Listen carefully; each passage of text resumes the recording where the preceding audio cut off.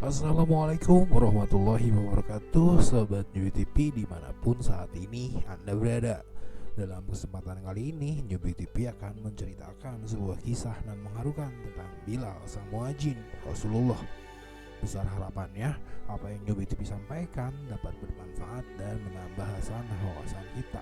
Sehingga jika dirasakan demikian, maka tidak ada salahnya untuk Anda mengklik tombol like dan subscribe serta menyalakan tanda loncengnya untuk selalu mendapatkan informasi terbaru dari setiap video yang akan Newbie TV unggah kemudian.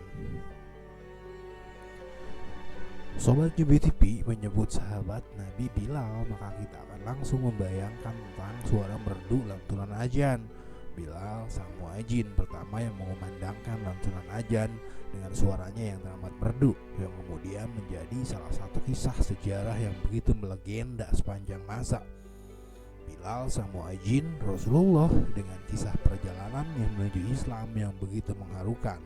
Bilal sang budak yang berasal dari negeri Habasyah atau Ethiopia di benua Afrika yang kita kenal sekarang. Bilal adalah seorang hamba sahaya atau budak dari Umayyah bin Khalaf dari Bani Zumuh. Hingga akhirnya Bilal mendengar tentang Islam, lalu kemudian Bilal menemui Rasulullah dan berikrar untuk masuk Islam. Mendengar masuknya Bilal menjadi Islam kemudian membuat geram Umayyah bin Khalaf, dan Bilal kemudian mendapatkan siksaan demi siksaan setiap hari. Dicambuki punggungnya hingga hancur, dijemur di padang pasir berhari-hari, dan diseret dengan kuda untuk dipaksa kembali kepada keyakinan lamanya. Tetapi Bilal tidak pernah mau berubah pendiriannya dan senantiasa mengucapkan kata ahad, ahad setiap kali dia mendapatkan penyiksaan-penyiksaan itu. Sampai kemudian Bilal dimerdekakan. Setelah merdeka, Bilal mengabdikan dirinya kepada Allah dan Rasulullah dan senantiasa berada di samping Rasulullah. Sehingga atas dasar itu para sahabat sangat menghormati dan memuliakan Bilal sebagaimana mereka memuliakan Rasulullah. Dan saat Rasulullah hijrah ke Madinah, Bilal pun ikut serta, dan ketika Masjid Nabawi selesai dibangun, Bilal kemudian ditunjuk Rasulullah untuk mengumandangkan azan. Dari situlah Bilal kemudian mendapatkan julukan sebagai muadzin Rasulullah dan menjadi muadzin pertama dalam sejarah Islam. Ketika menaklukkan kota Mekah, Rasulullah SAW berjalan di depan pasukan Muslim bersama Bilal. Saat masuk Ka'bah, beliau hanya ditemani oleh 3 orang sahabat, yaitu Utsman bin Tolhah, Usamah bin Zaid, dan Bilal bin Robah. Tak lama kemudian, waktu sholat zuhur pun tiba. Ribuan orang berkumpul di sekitar Rasulullah SAW, termasuk orang-orang Quraisy yang baru masuk Islam saat itu.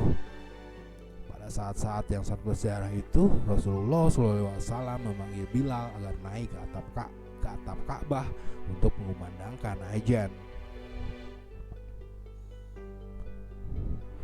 Tanpa menunggu perintah kedua, Bilal segera beranjak dan melaksanakan perintah tersebut dengan senang hati.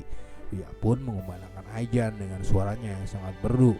Orang-orang semakin banyak berkumpul. Azan yang dikumandangkan Bilal itu merupakan azan pertama di kota Mekah.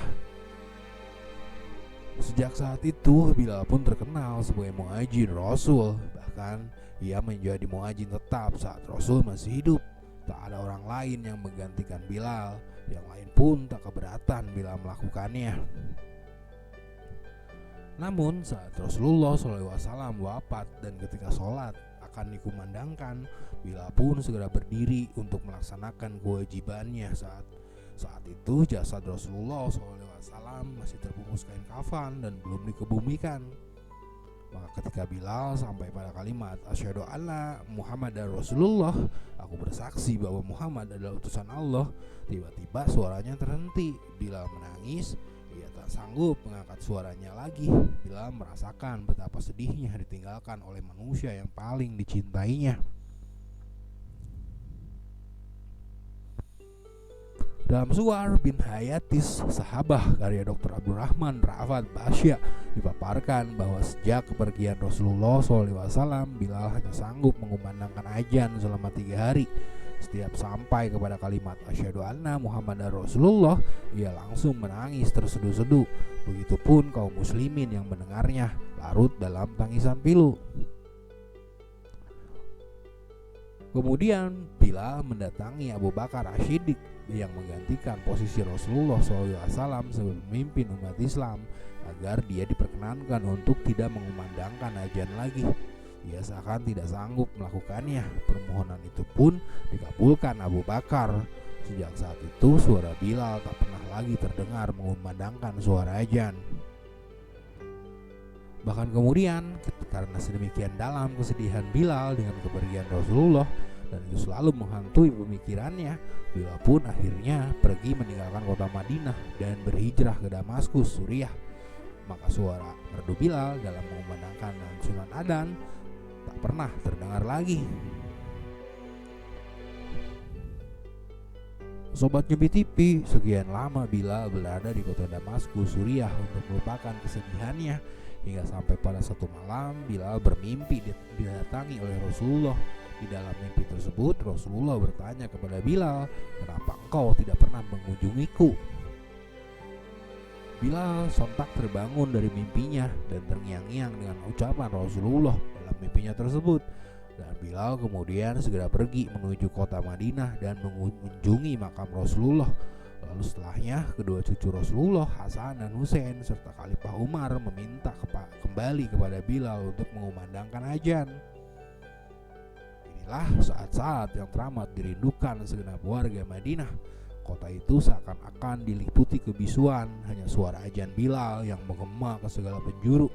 Betapa terkesimanya mereka karena merasa zaman kembali berputar seperti kita ketika masih bersama Rasulullah SAW.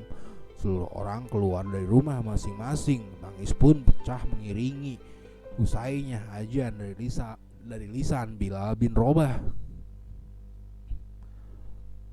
Namun azan yang dikumandangkannya tidak sampai utuh saat dia menyerukan lafaz Allahu Akbar untuk kemudian disambung dengan asyhadu an la ilaha illallah. Bilal tampak masih sanggup meskipun air matanya mengalir di wajahnya. Begitu hendak mengumandangkan asyhadu anna Muhammadar Rasulullah, sontak seluruh penduduk Madinah menangis dan menatap. Mereka teringat akan masa-masa indah bersama Rasulullah SAW. Umar bin Khattab paling keras suara tangisnya. Bilal pun tak sanggup meneruskan azannya, air matanya terus mengalir. Hari itu menjadi azan pertama dan terakhir bagi Bilal setelah Rasulullah wafat.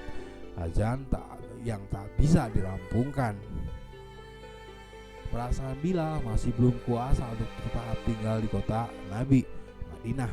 Hanya beberapa hari di sana, Bilal bin Rabah pun pergi ke Damaskus. Hingga akhir hayatnya Bilal tetap tinggal di sana bersama kerinduannya kepada Rasulullah. Sobat Nyepi TV, demikianlah kisah dan mengharukan Bilal sama Jin Rasulullah.